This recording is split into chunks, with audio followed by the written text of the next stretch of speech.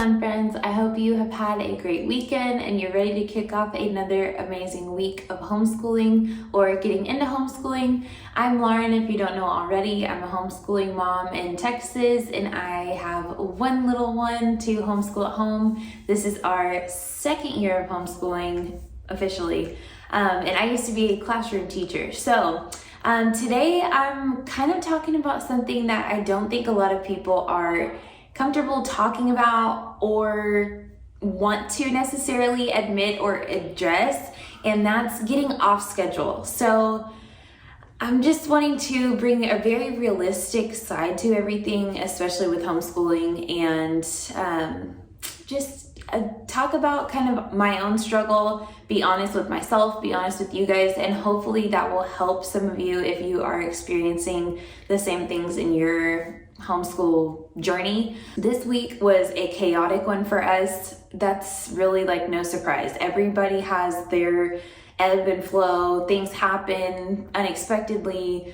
You may, have events pop up or even things that are scheduled that take longer or need more attention than you anticipated. And that's kind of what happened this week. I had a garage sale this weekend, so all week leading up to it, I've been like trying to prepare mentally, and my anxiety honestly just got the best of me. And we already had a lot of things going on throughout the week. So on top of all of that, I just found myself needing to honestly just take a step back, take a little breather, and not have so much on our plate in other areas, including homeschooling. And I know that my son was kind of feeling the effects of that too. So rather than draining myself completely and holding myself to an expectation that was very unrealistic and not good for like my mental health and the load that I was putting on myself, instead I said, you know what?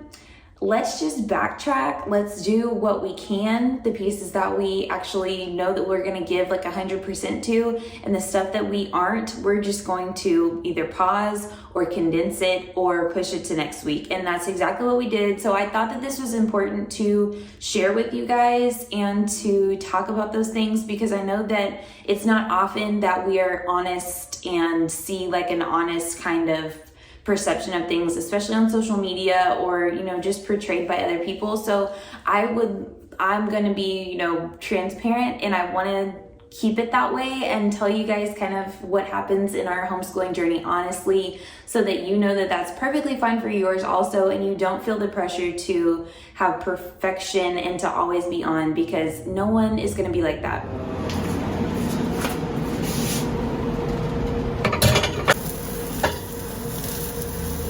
I'm just not realizing there was a tie on that the whole time, and I've busted it open from the other side. Typical me. We're actually like 2 days behind what I had planned, and that's a little bit of backup from last week and also like rearranging some things. So we're just going to condense what we do have left and do it on Sunday. We went to pick up my son from my parents' house. He had spent the night there because we had the garage sale, and he asked if he could stay another night. Well, really, I was like, ask if you can stay another night, because he didn't want to leave yet. So my husband and I are getting to have an early dinner, I guess, because it's already 3:15. So we're getting to have dinner by ourselves, and this is a very rare occasion. So we're at Texas Roadhouse. Let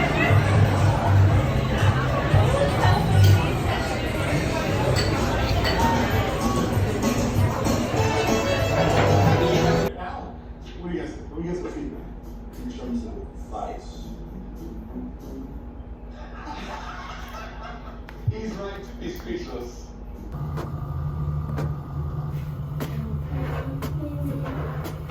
My air just kicked on. I feel like I say that in every video, but I'm sorry.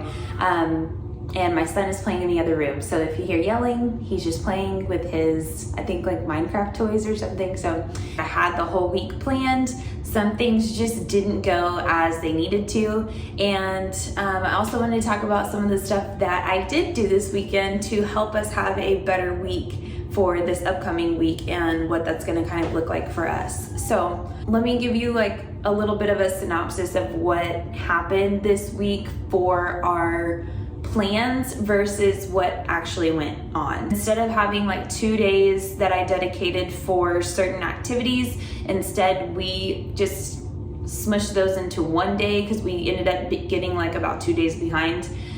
We smushed all that stuff into 1 day, and then we actually have been doing just a little bit over the weekend to help us play catch up. And instead of having like a full-blown lesson or introducing something new, since this was already kind of like our review time and for me to double check the topics that we've already covered and like really make sure that those are concrete with my son, instead we just went like a more casual route like I just talked about, and for us that meant doing some more interactive type of things with each other, some games and activities and videos instead of introducing something new or doing like a different activity that went along with new learning, new concepts or anything like that. And then today is actually Sunday, and we're gonna be doing a little bit more today, mostly because what I wanted to do last week needed something from Amazon. So let me show you guys that.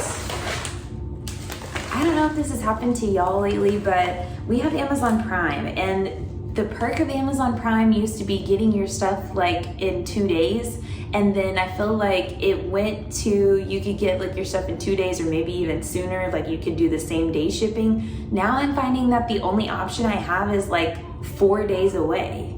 So that, I don't know, is that happening to anyone else? Because I was like, wasn't that why we paid for Amazon Prime to begin with? So I ordered something like on Thursday. No, I think it was on Wednesday. So I ordered something Wednesday and it didn't get here until yesterday, which was Saturday. So Thursday, like I ordered it before lunchtime on Wednesday because I know for a fact my son and I were sitting in the kitchen and I was about to make some lunch whenever I ordered it. So Thursday, Friday, Saturday. So yeah, I guess it was like 3 days, but still, I was like, I don't feel like it used to be like that, but I know, maybe I've just gotten spoiled. I could have probably gone to like a physical store and gotten this stuff, so I'm not gonna complain too much, but I'm just curious, is that happening to anyone else? No, I can't. There we go. Okay, so I finally got some base 10 blocks so that we can do more with place value and tie that into our number sense, because if you guys saw my plan with me video for these first couple weeks of our learning, can you hear him squealing in there? I think that's hilarious.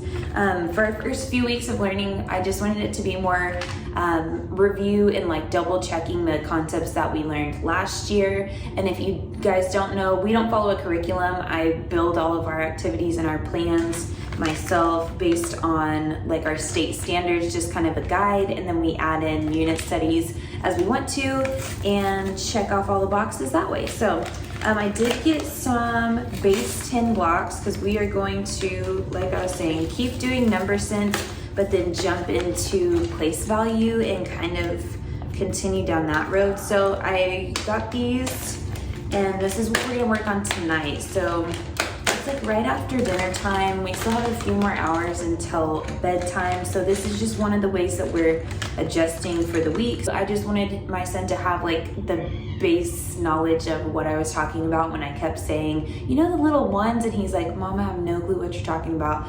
This packet, I will include like a little screenshot or something of what the item looks like on Amazon, but I think it was like only $8. So I felt super comfortable paying for that, not paying like $28 when I've already bought like a few things to get us started. So if you're looking for something that's pretty inexpensive, then I would definitely say go with those if you have kiddos kind of in our same age range that you're doing math with, because having like the physical manipulatives just helps to reinforce those concepts instead of just doing like pen and paper or sometimes seeing and hearing the information. To be able to play with them and use them and explore with them helps your kids to like make those concepts stick in their mind. So we're going to be doing that tonight in preparation for next week, where we're pushing more into place value, and I believe that that's all. And then for tomorrow, once we start like our regular stuff, this will technically be like week 3 for us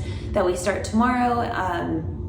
So our concepts are going to be kind of, growing into the next topic. While I was at Dollar Tree getting stuff for signs for our garage sale, I went ahead and picked up another composition book for our writing and things like that. I wasn't initially going to do like an interactive journal, but I did want to have a notebook for writing because I want my son to be able to look back on his progression from the year, because I think that's important for him to know how far he's come and to really like recognize and take ownership of his growth also. But I found these cute little paper clips.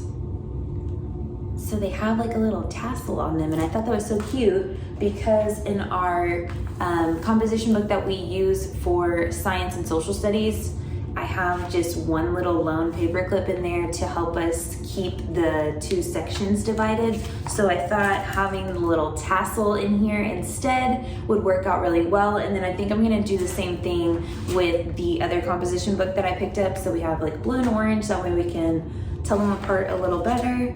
But anyway, I just wanted to kind of talk about having to put your plans on hold, and in life in general, that's something that we have to do and be flexible of. But when you're homeschooling happens in your home, it also happens on your schedule. And then I had to say to myself, okay, if I have to push these plans back a little bit or revise them or shorten them or whatever it may be, I'm not gonna get in trouble. The police aren't gonna come to my house to tell me that that's something that I can't do.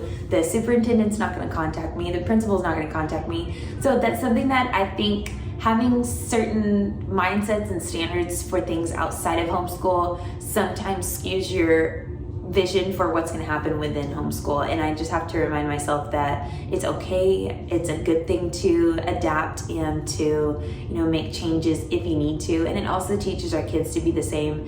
And I oftentimes let the anxiety get the best of me, and I shouldn't. I should just take a breather, and that's exactly what I did. So like I said, I just thought that it was really important that I shared that with you guys. So if you are experiencing something similar, then just know that you're not alone. Take a breather, revise, revisit whatever you need to do, and then go at it again and give it another shot, or scrap it and come up with a new plan, because that's okay too.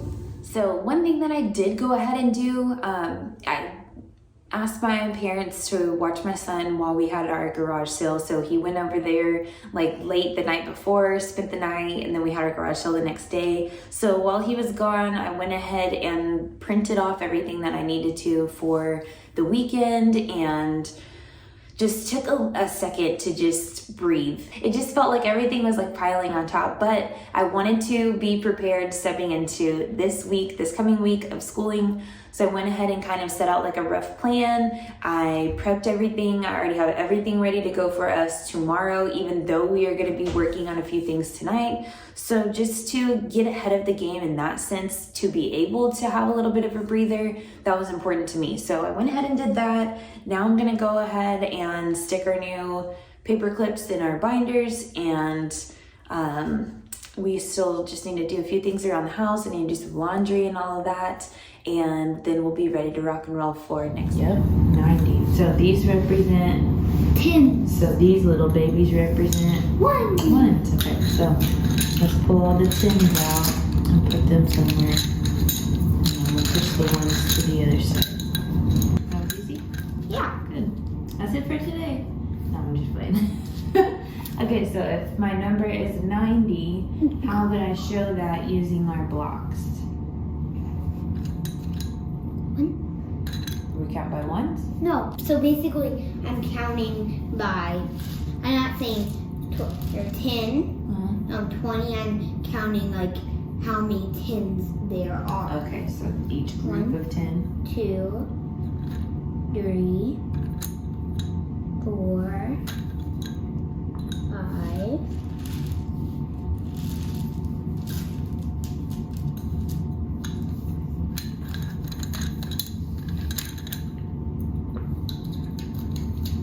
6, 7, 8,